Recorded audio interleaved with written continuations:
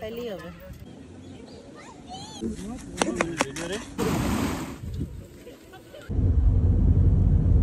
অনেকদিন পর ঝলমলে রোদেলা একটা শনিবার পাওয়া গেল ফাইনালি। গত 1-1.5 মাস যাবৎ কেবল বৃষ্টিই যাচ্ছে। প্রতি শনি রবিবারে তো বৃষ্টি মাস্ট, মানে কোথাও যে বের হব সেই উপায় ছিল। এবং আমরা কিছুদিন আগে ওয়েদার ফোরকাস্ট দেখে ঠিক করলাম যে নেক্সট শনিবারে যেহেতু রোদ দেখাচ্ছে, এই শনিবারের আউটিং কোনোভাবেই মিস করা যাবে না। তো আমরা চলে যাচ্ছি একটা সুন্দর জায়গায় যেটা টোকিওতেই অবস্থিত, কিন্তু বেশ লম্বা একটা জার্নি করতে হয়েছিল আমাদেরকে, প্রায় 2.5 ঘন্টার মতন জার্নি। জায়গাটার নাম হচ্ছে আকিকাওয়াবাশি রিভার পার্ক এবং এটি মূলত একটি বারবিকিউ স্পট, যেখানে এসে দেখুন সবাই কি সুন্দর বারবিকিউ করছে। আমাদের একটু দেরি হয়ে গেছে আসতে, যদিও অলরেডি সবার খানাপিনা মনে হয় শেষের দিকে।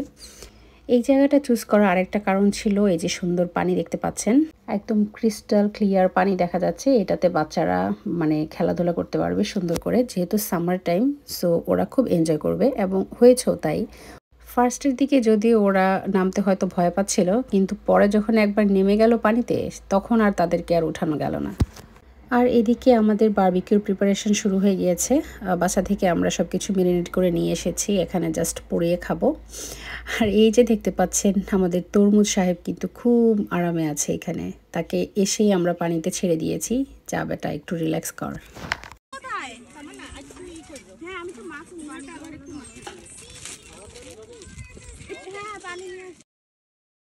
এই যে আমাদের আজকের আয়োজন।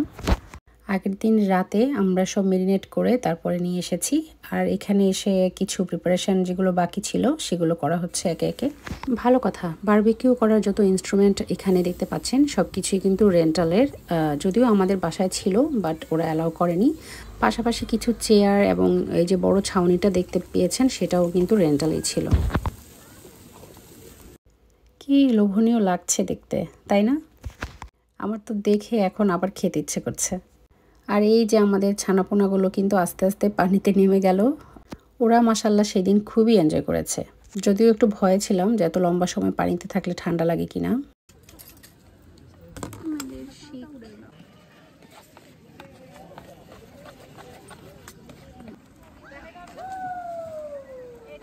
আপনারা কি ভাবছেন আমি কাজ করি না কোনো? এই যে দেখুন প্রমাণ আছে, আমি কিন্তু অনেক কাজ করেছি সেদিন।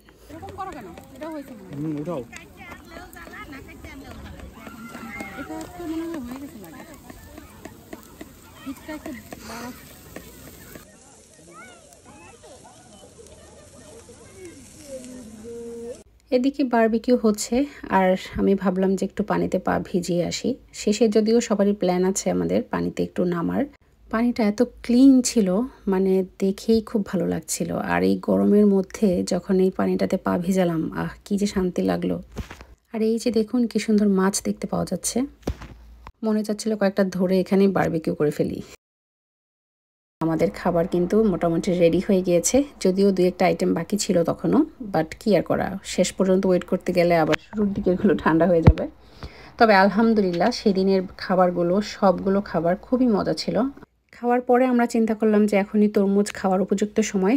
তরমুজটা ঠান্ডা হয়ে গিয়েছে এর মধ্যে এসেই আমরা যেটা করেছিলাম, পানিতে রেখে দিয়েছিলাম তরমুজটা, যেহেতু পানিটা বেশ ঠান্ডা ছিল।